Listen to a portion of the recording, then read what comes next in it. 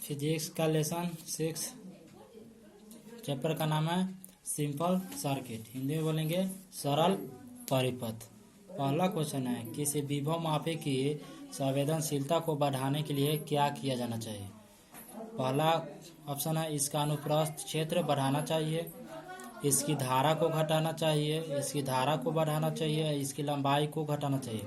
तो इसका आंसर हो जाएगा इसका अनुप्रस्थ क्षेत्रफल बढ़ाना चाहिए। अगला क्वेश्चन है 2 नंबर। अगला क्वेश्चन है सेल का विद्युत वाहक बल मापा जाता है। पहला ऑप्शन है वोल्ट मापी द्वारा, धारा मापी द्वारा, गैल्वेनोमीटर द्वारा या विभव मापी द्वारा। तो विद्युत वाहक बल विभव मापी द्वारा मापा जाता है। विद्युत वाहक बल के प्रयोग में जब गैल्वेनोमीटर में शून्य विक्षेप होता है तब धारा का प्रवाह किस तरह से होता है। तो मुख्य परिपथ में नहीं होता है, गैल्वेनोमीटर परिपथ में नहीं होता है, मुख्य तथा गैल्वेनोमीटर परिपथ में से किसी में नहीं होता है, विभवांतर के तारों में नहीं होता है। तो इसका आंसर बी हो जाएगा गैल्वेनोमीटर परिपथ में नहीं होता है। यानी कि विभव मापी के प्रयोग में जब गैल्वेनोमीटर में शून्य विक्षेप होता है तब धारा का प्रवाह गैल्वेनोमीटर परिपथ में नहीं होता है। यदि E1 तथा E2 विद्युत वाहक बल वाले दो सेल एक विभवमापी के तार की क्रमशः L1 व L2 लंबाई पर संतुलित होते हैं तो अब इसमें से फार्मूला बताना। पहला E1 गुना E2 बराबर L1 गुना L2, E1 बटा E2 बराबर L1 बटा L2, E1 बटा E2 बराबर L2 बटा L1 और लास्ट ऑप्शन है E1 बटा E2 बराबर L2 स्क्वायर बटा L2 स्क्वायर, यानी दोनों सेम ही है। तो इसका आंसर हो जाएगा E1 बटा E2 बराबर L1 बटा L2। एक विभवमापी के तार प्रतिरोधकता 40 गुने 10⁻⁻8 ओम मीटर तथा अनुप्रस्थ काट का क्षेत्रफल 8 गुने 10⁻⁻6 मीटर स्क्वायर है। इसमें 0.2 एम्पियर का धारा प्रवाहित होती है, तब तार का विभव प्रवणता क्या होगा। पहला ऑप्शन है 0.01 V/m, 0.10 V/m, 3.2 गुने 10⁻⁻2 V/m, 1 V/m। इसका आंसर हो जाएगा 0.01 V/m। विभव मापी के दोनों सिरों के बीच एक निश्चित विभवांतर है। दो सेलें श्रेणी क्रम में इस प्रकार जोड़ी जाती है कि एक व्यवस्था में दोनों एक दूसरे की सहायता करती है तथा दूसरी व्यवस्था में एक दूसरे का विरोध करती है। इन संयोजनों का संतुलन विभवमापी के तार पर क्रमशः 120 सेंटीमीटर तथा 60 सेंटीमीटर की लाइनों पर होता है। तो दोनों सेलों का विद्युत वाहक बलों में अनुपात क्या होगा। पहला है 1:1, दूसरा ऑप्शन 2:1, तीसरा 3:1, चौथा 4:1। तो इसका आंसर हो जाएगा 3:1। अगला क्वेश्चन है ट्रांजिस्टर की धारा का धारा लाभ अल्फा परिभाषित होता है IC/IB द्वारा, IC/IE द्वारा, IE/IC द्वारा या IB/IG द्वारा। तो इसका आंसर हो जाएगा IC/IE द्वारा। अगला क्वेश्चन है ट्रांजिस्टर पैरामीटर अल्फा तथा बीटा के बीच का सही मान संबंध है। अल्फा बराबर बीटा बटा बीटा -1, बीटा बराबर अल्फा बटा 1 माइनस अल्फा, अल्फा बराबर बीटा प्लस 1 बटा बीटा, बीटा बराबर अल्फा प्लस 1 बटा अल्फा। इसका आंसर हो जाएगा बीटा बराबर अल्फा बटा 1 माइनस अल्फा। ई विद्युत वाहक बल तथा आर आंतरिक प्रतिरोध वाले ठीक एक जैसे इन श्रेणी क्रम में इस प्रकार जोड़े जाते हैं कि वे एक बंद परिपथ बनाते हैं। किसी भी एक सेल के सिरों पर विभवांतर होगा। पहला ऑप्शन है 0, E/N और N यहाँ है N-1 और E/N। पहला 0 E/N, N-1 इंटू E/N। तो इसका आंसर हो जाएगा N-1 इंटू E/N। अगला क्वेश्चन है संलग्न चित्र में तुल्य प्रतिरोध क्या होगा। ये डायग्राम दिया हुआ है, इस डायग्राम में बताना है कि इसका तुल्य प्रतिरोध कितना होगा।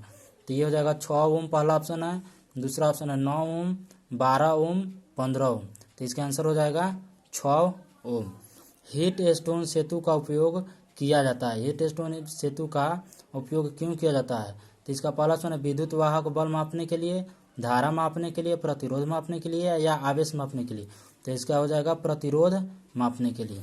सूत्र ये दिया हुआ है, सूत्र इसमें बताना है कि क्या होता है। प्रतिरोधकता का सूत्र है, चालकता का है या घनत्व का है या पॉइसन अनुपात का है, तो ये चालकता का है। वैसी युक्ति जो सौर ऊर्जा को विद्युत ऊर्जा में परिवर्तित करता है उसे क्या कहते हैं। सौर सेल कहेंगे या शुष्क सेल कहेंगे या संचालक सेल कहेंगे या बटन सेल, तो इसका हो जाएगा सौर सेल। अगला क्वेश्चन, एक सेल का विद्युत वाहक बल ई वोल्ट है, जब इसे लघुपथित कर देते हैं तब इसका टर्मिनल वोल्टेज हो जाता है E volt, E by 2 volt, E by 3 volt या शून्य, तो इसका आंसर हो जाएगा शून्य। एक सेल का विद्युत वाहक बल ई वोल्ट तथा आंतरिक प्रतिरोध आर ओम है, इसे आर ओम के बाह्य प्रतिरोध से जोड़ने पर सेल का टर्मिनल विभवांतर क्या होगा। पहला ऑप्शन है ई वोल्ट, 2 ई वोल्ट, ई बटा 2 वोल्ट या ई बाई 4 वोल्ट, इसका आंसर हो जाएगा ई बटा 2 वोल्ट। अगला क्वेश्चन, एक प्राथमिक सेल का विद्युत वाहक बल 2 वोल्ट है, इसे लघुपथित कर देने पर यह 4 एम्पियर की धारा देता है, इसका आंतरिक प्रतिरोध होगा 0.5 ओम, 5 ओम, 2 ओम या 8 ओम, आंसर हो जाएगा इसका 0.5 ओम। अगला क्वेश्चन है, एक सेल का विद्युत वाहक बल 1.5 वोल्ट तथा आंतरिक प्रतिरोध 0.15 ओम है, इस सेल से 2.0 यानी सेल से 2.0 एम्पियर की धारा ली जा रही है। सेल के दोनों सिरों के बीच वोल्ट मापा गया, विभवांतर क्या होगा। 1.35, 1.20, 1.00 या 1.50, तो आंसर हो जाएगा 1.20।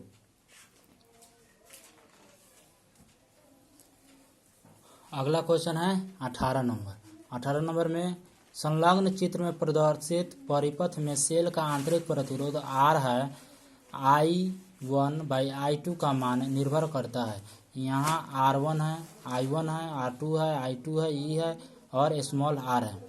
ये टोटल दिया हुआ है इसमें, तो बताना है कि I1 I2 का मान किस पर निर्भर करता है।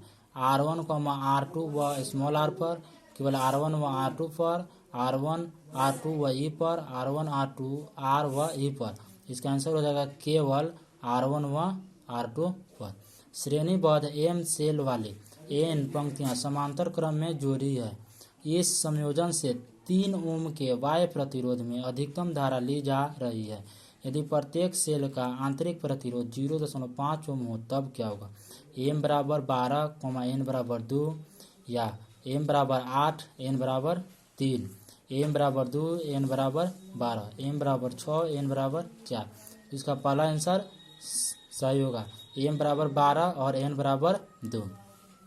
दो सेलें जिनमें प्रत्येक का विद्युत वाहक बल E तथा आंतरिक प्रतिरोध R है। प्रतिरोध R के सिरों के बीच समांतर क्रम में जोड़ी गई है। प्रतिरोधक को दी गई शक्ति अधिकतम होगी। R बराबर R1, R बराबर small r by 2, capital R बराबर स्मॉल r, कैपिटल R बराबर 2 स्मॉल r और R बराबर 0, तो आंसर हो जाएगा capital R equal to R by 2। Kirchhoff का विद्युत परिपथ संबंधी प्रथम नियम आधारित है ऊर्जा संरक्षण के नियम पर, आवेश संरक्षण के नियम पर, संवेग संरक्षण के नियम पर या इनमें से कोई नहीं। तो इनका किरचॉफ का विद्युत परिपथ जो संबंधित नियम है वो आवेश संरक्षण के नियम पर स्थित है। अगला क्वेश्चन है किरचॉफ का पास नियम यानी कि द्वितीय नियम किससे संरक्षण सिद्धांत पर आधारित है। किरचॉफ का जो द्वितीय नियम है किसके संरक्षण के सिद्धांत पर है। पहला ऑप्शन है आवेश, दूसरा ऑप्शन है संवेग, तीसरा ऊर्जा, चौथा द्रव्यमान, तो इसका हो जाएगा ऊर्जा पर। प्रत्यावर्ती विभव लगाने पर एक दिष्ट धारा उत्पन्न करने वाले संयंत्र का नाम है।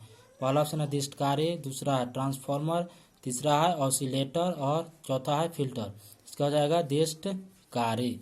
धारा लब्धि के लिए अल्फा तथा बीटा पैरामीटर के बीच सही संबंध है। तो बीटा बराबर अल्फा बटा 1 बाई अल्फा, बीटा बराबर alpha by 1 minus alpha, beta बराबर अल्फा बटा 1 माइनस अल्फा। दूसरा ऑप्शन है अल्फा बराबर 1 प्लस बीटा, बीटा बराबर 1 माइनस अल्फा, अल्फा बराबर अल्फा स्क्वायर इंटू बीटा, इसका पहला आंसर हो जाएगा बीटा बराबर अल्फा स्क्वायर 1 माइनस अल्फा। अगला क्वेश्चन है 25 नंबर। निम्न में से अशुद्ध कथन कौन सा है। पहला ऑप्शन है हीट स्टोन सेतु अधिकतम सुग्राही होता है जब चारों प्रतिरोध समान कोटि का हो। दूसरा ऑप्शन है हीट स्टोन सेतु में धारामापी तथा सेल का स्थान परस्पर बदलने पर सेतु का संतुलन प्रभावित होता है। तीसरा ऑप्शन है किरचॉफ का दूसरा नियम ऊर्जा संरक्षण को दर्शाता है। और चौथा ऑप्शन है धारा नियंत्रण को विभव विभाजक की भूमि की प्रयुक्त किया जा सकता है। चौथा ऑप्शन है धारा नियंत्रण को विभव विभाजक की भांति होना चाहिए, यहाँ भूति लिखा हुआ, भांति भी प्रयुक्त किया जा सकता है। तो इसका दूसरा आंसर होगा हीट स्टोन सेतु में धारामापी तथा सेल का स्थान परस्पर बदलने पर सेतु का संतुलन प्रभावित होता है। अब अगला क्वेश्चन है संलग्न परिपथ में P बराबर R तथा स्विच S के खुले अथवा बंद होने पर धारामापी G का पाठ्यांक समान रहता है तब क्या होगा।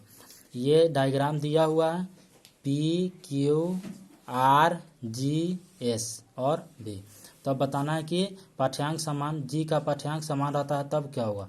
तो आई आर बराबर आई जी, आई पी बराबर आई जी, आई क्यू बराबर I G, I Q by I R. पहला ऑप्शन इसका आंसर सही होगा आई आर बाई आई जी। विद्युतीय परिपथ के किसी बिंदु पर सभी धाराओं का बीजीय योग क्या होगा, धनात्मक, ऋणात्मक, शून्य या अनंत। तो इसका हो जाएगा शून्य। अगला क्वेश्चन दो सेलों जिनका विद्युत वाहक बल E1 व E2 तथा आंतरिक प्रतिरोध क्रमशः R1 व R2 है समांतर क्रम में जोड़ा गया संयोजन का तुल्य विद्युत वाहक बल होगा।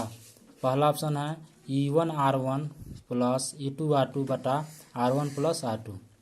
अगला ऑप्शन है E1 R2 plus E2 R1 बटा R1 plus R2, E1 plus E2 बटा 2 root under E1 plus E2। तो इसका आंसर बी सही होगा E1 into R2 plus E2 into R1 बटा R1 प्लस R2। अगला क्वेश्चन है विभव मापी के तार की लंबाई बढ़ा देने पर संतुलन बिंदु प्राप्त होते हैं। कम लंबाई पर, अधिक लंबाई पर, उतना ही लंबाई पर या अनिश्चित। तो इसका आंसर हो जाएगा अधिक लंबाई पर।